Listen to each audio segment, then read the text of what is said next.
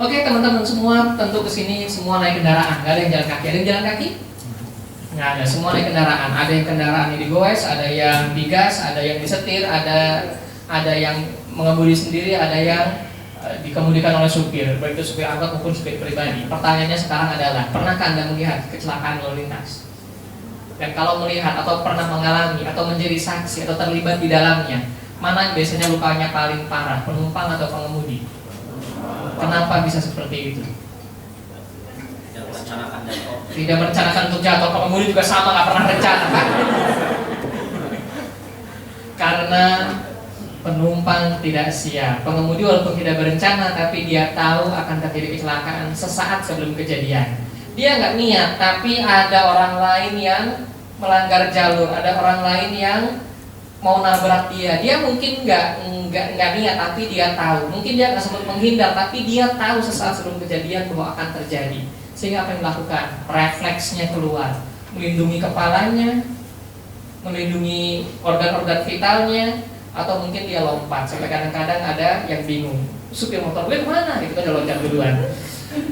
Penumpang cenderung kalau lebih parah. Kenapa? Karena penumpang tidak dalam kondisi yang siap, tidak awas dengan kondisi sekitar. Penumpang ketika menjadi penumpang mungkin sedang baca koran, mungkin sedang baca majalah, mungkin sedang BBM-an, mungkin sedang tidur, mungkin sedang lihat pemandangan, tiba-tiba jedik aja gitu kan, terjadilah kecelakaan.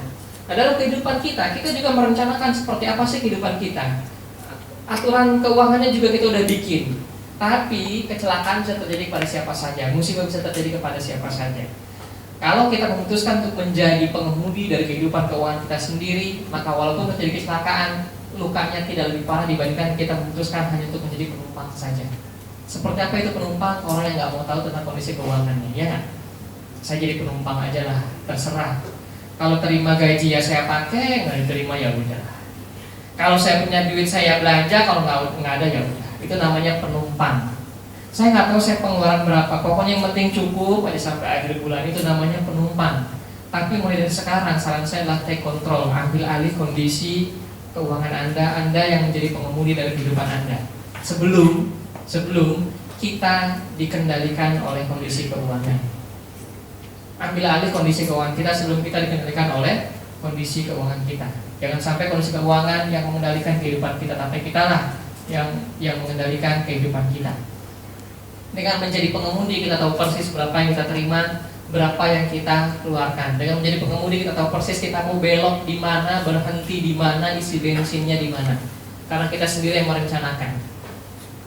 Memang betul ada kejadian-kejadian di luar perkiraan kita, di luar rencana kita, tapi setidaknya sebagai pengemudi kita sudah lebih tahu sebelumnya untuk punya antisipasi. Jadilah pengemudi dari kehidupan keuangan kita, jangan cuma jadi penumpang.